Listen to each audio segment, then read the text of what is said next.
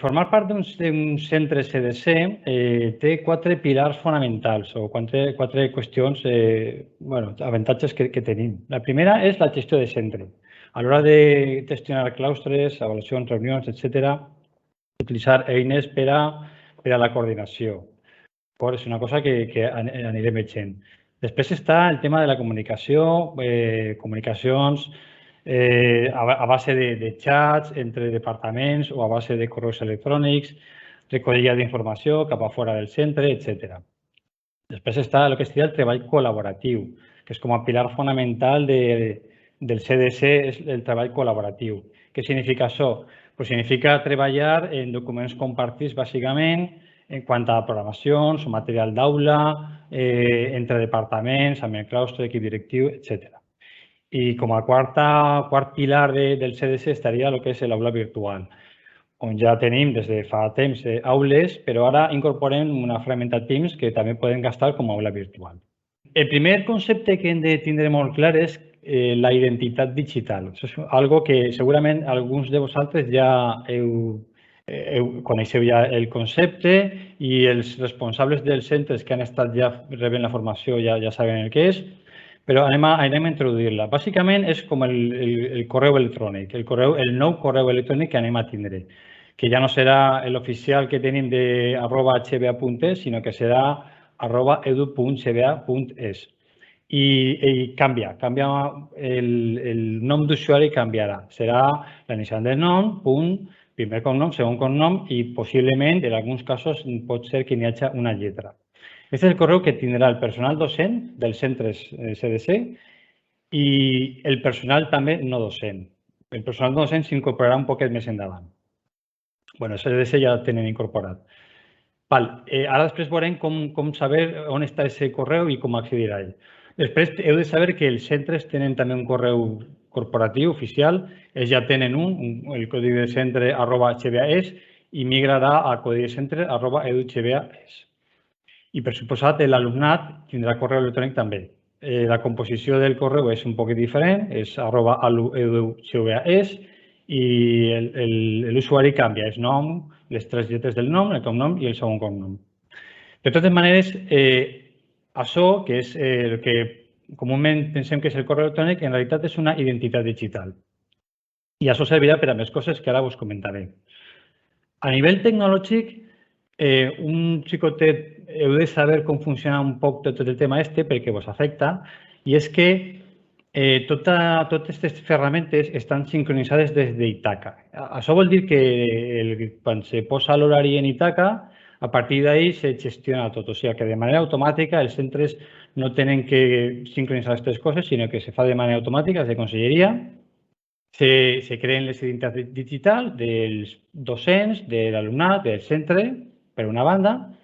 Se creen també els equips de gestió. Què és això dels equips de gestió? Doncs anirem veient-lo, però bàsicament són els equips que tenen els claustres o altres ferramentes que tenim per a coordinar-nos. Això també se sincronitza des d'Itaca. Cada centre té els seus equips de gestió.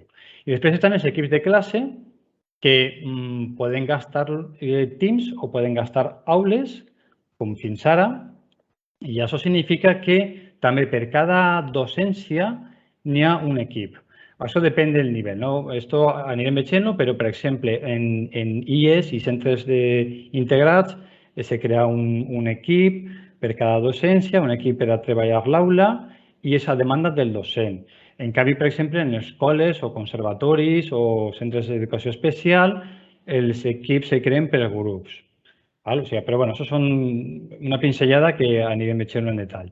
Heu de saber també que això és resultat d'un conveni que s'ha signat entre Conselleria i l'empresa Microsoft i, òbviament, s'ha de complir la llei de protecció de dades i això està garantit, que la normativa europea de protecció de dades està complida, però també per a protegir l'alumnat tindrem la identitat de l'alumne oculta. Això què vol dir? Això vol dir que si jo, per exemple, vull enviar un correu a un alumne o un alumne vol enviar un correu a un altre alumne, no el pot trobar fàcilment. Això està precisament fet per a protegir un poquet la identitat. I després s'han tancat altres ferramentes a l'alumnat, com per exemple el xat. el chat, videoconferència, Skype, aquestes coses estan deshabilitades per a evitar problemes d'ús inadequats de l'alumnat. Bé, jo abans vos he dit que la identitat digital era més que un correu electrònic. Fins ara el correu que tenim oficial és només un correu. La identitat digital ens permet arribar a més coses. Per una banda, quan els centres tinguen wifi, això ho comento un poquet per damunt, amb aquesta identitat podrem autenticar-nos en la xarxa wifi directament. No fa falta tindre comptes a nivell local. O, per exemple, també podem gastar la identitat digital per a tindre informació que després pensem com a documentació o a multimèdia en Portal Edu. A partir d'aules també, si gastem aules, podem gastar aules perfectament i podem gastar el material que tenim penjat en l'espai que ens dona la identitat digital per a accedir des d'aules. O sigui, és com un repositori de materials acadèmics. A través de la web família, els alumnes poden accedir també, o sigui que està sincronitzat en la identitat digital de l'alumne.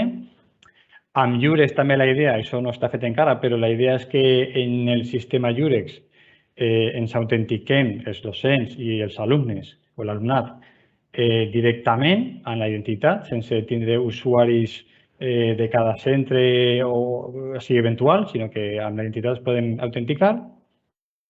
I a banda, tenim accés a tot el paquet Office. Sabreu que Office 365 té una sèrie d'aplicacions, com podria ser l'Outlook, que és un correu electrònic, tenim OneDrive, que és per al núvol personal de cada docent i cada alumne té un espai en el núvol per a guardar informació.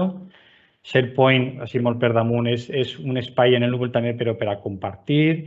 Teams, utilitzarem Teams, Equips, és l'aplicació que gastem per a la gestió, per a coordinar-nos i per a, si volem, per a com a aula virtual. Hi ha més aplicacions, Wave, Forms, això ja ho veurem. Word, Excel, PowerPoint, jo crec que tot el món sap el que és. OneNote també ho veurem, és una aplicació que permet, és com un contenidor d'informació. I després heu de saber que amb aquest compte també tenim accés a aplicacions de tercers. Com per exemple SketchUp és un exemple, però n'hi ha més. Podem autenticar-nos en aquestes aplicacions. Teams és una part important de tot el treball que anem a fer de gestió de centre i també, si voleu, d'aula virtual. Entonces, a partir de Teams es crea el concepte d'equip, equip de Teams. I per l'altra banda també tenim els xats. Els xats els gastem per a comunicació entre departaments, coordinacions, equips docents, etc. En el tema de Teams, això ja els TICs que estan en els centres que han estat formats o els líders que han estat formats aniran explicant, però heu de saber que bàsicament anem a gastar el Teams per a coordinar-nos el claustre, entonces tindrem un equip que es diu claustre codicentre i nom de centre, el gastarem per a coordinar-nos a nivell de docents. Després hi ha un equip que és documentar, que això la majoria de docents no el gastareu, però serveix per a compartir informació cap a fora. I després tindreu equips de classes, però els equips de classes és opcional, o sigui, això no és en absolut obligatori, sinó que podreu gastar aules o Teams si voleu gastar com a aula virtual, un dels dos. Com podeu accedir a aquesta informació, a la identitat digital cada docent? Això està en l'escriptori d'Itaca 3. De totes maneres, aquesta presentació anem a penjar-la en aules. Ja sé que igual no es veu el detall, però com tindreu accés podreu mirar-lo més en detall. Hi ha una direcció, que és la de l'escriptori, access.edu.gov.es, us identifiqueu en les claus d'Itaca i en la part superior esquerra, on està el vostre nom, si feu clic ahí, podreu veure les datos d'usuari i la identitat digital. N'hi ha ahí una sèrie de dades, que és el que és el correu, però és la identitat digital, i altres dades que serveixen per a canviar la contrasenya.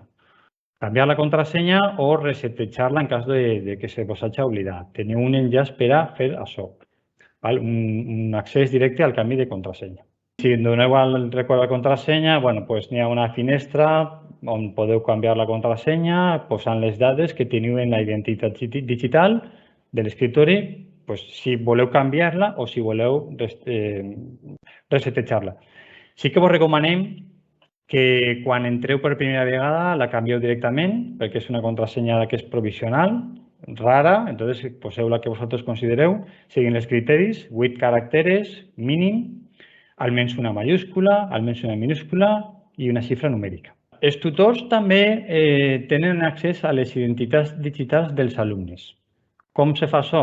Des del mòdul docent, en la pestanya de grups, en el grup podeu accedir a cada alumne de la tutoria i podeu veure quina és la identitat de l'alumne i les seues dades de canvi de contrasenya. Des d'ahí també es pot canviar la contrasenya.